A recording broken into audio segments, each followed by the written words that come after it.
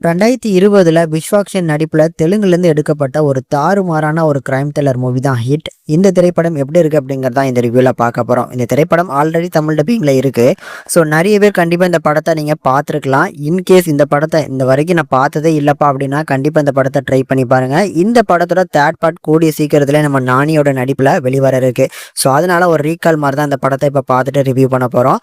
சரி, இந்த படத்தோட கதை என்ன அப்படின்னா, இந்த படத்துல நம்ம விஸ்வாக்சேன் விக்ரம் அப்படிங்கிற ரோல்ல ஒரு போலீஸ் ஆஃபீஸரா வராரு. ஸோ இவரை பொறுத்தளவுக்கு ஒரு கேஸை எடுத்தாதான் சால்வ் பண்ணும் அப்படின்னா இல்ல, அந்த கிரைம் ஸ்பாட்ல நின்னாரு அப்படின்னாலே அந்த கிரைம் எப்படி நடந்திருக்கும் அப்படிங்கிறத தத்ரூபமா சொல்லக்கூடிய ஒரு கெப்பாசிட்டி இருக்கக்கூடிய ஒரு போலீஸ் ஆஃபீஸர். பட் இருந்தாலும் விக்ரமோட பாஸ்ட் லைஃப்ல நடந்த சில ட்ராஜடியான விஷயங்கள்னால இப்போ அவர் பார்த்தீங்கன்னா மென்டலி அன்ஸ்டேபிளா தான் இருக்கிறாரு. இந்த மாதிரியான சுச்சுவேஷன்ல பிரீத்தி அப்படிங்கிற பெண் காணாம போன ஒரு கேஸ், அந்த கேஸை தொடர்ந்து அவரோட காதலியான அவங்களும் காணாம போறாங்க. காணாம போனது தன்னோட காதலி அப்படிங்கிறதுனால சீக்கிரமாவே கண்டுபிடிக்கணுங்கிறதுக்காக இந்த கேஸ் எடுத்து நானே இன்வெஸ்டிகேஷன் பண்றேன் அப்படின்னு சொல்லி அவரோட ஐயர் ஆஃபீஸர்கிட்ட கேட்டாலுமே இந்த கேஸை அவர்கிட்ட கொடுக்கல.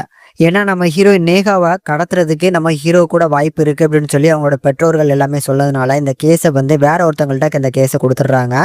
இருந்தாலும் இந்த கேஸை எடுத்து நான் சால்வ் பண்ணியே தேர்வேன் அப்படின்னு சொல்லி நம்ம ஹீரோ ஒரு பக்கம் தேடிக்கிட்டு இருக்காப்ல. தன்னோட காதலியை கண்டுபிடிச்சாங்களா, அந்த பிரீத்திங்கிற பொண்ணு காணாம பொண்ணை கண்டுபிடிச்சாங்களாங்கிறதான் இந்த படத்தோட மொத்த கதையுமே.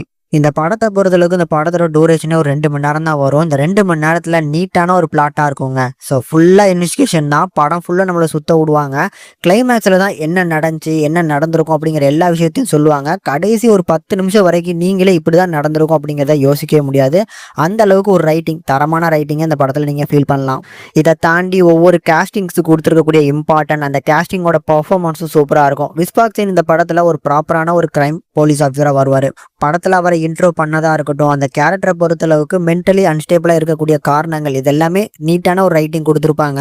தென் விஸ்வாக்சேனை சுத்தி வரக்கூடிய ஒரு சில கதாபாத்திரங்கள், அதுல ரோஹிட்டோட ஃபேமிலி, இந்த சைட்ல பிடிக்காத போலீஸ் ஆஃபீஸர்னு சொல்லி மற்ற கதாபாத்திரங்கள் இருக்கு பாத்தீங்களா, அதுக்குமே நல்ல ஈக்குவலான பேலன்சிங்கா இருந்துச்சு. அவங்களும் சூப்பரான ஒரு பர்ஃபார்மன்ஸ் பண்ணி கொடுத்துருந்தாங்க. ஓவராலா பார்க்கறதுக்கு ஒரு ஒர்த்தான ஒரு கிரைம் த்ரில்லர் தான். கண்டிப்பா இந்த படம் உங்களுக்கு பிடிக்கும். இந்த படத்தை நீங்க பார்த்துட்டு தான் இப்ப வரக்கூடிய 3வது படம் பார்க்கணுமா அப்படின்னு கேட்டீங்கன்னா, இந்த 3 படங்களுமே தனித்தனியான ஒரு கதைகள் தான்.